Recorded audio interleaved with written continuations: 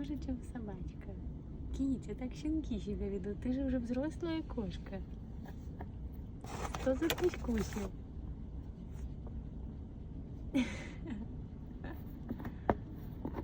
Китя, ты не степлер. Что ты делаешь? Ты что делаешь? Ты будешь потом какать бумажками. Козявка малая.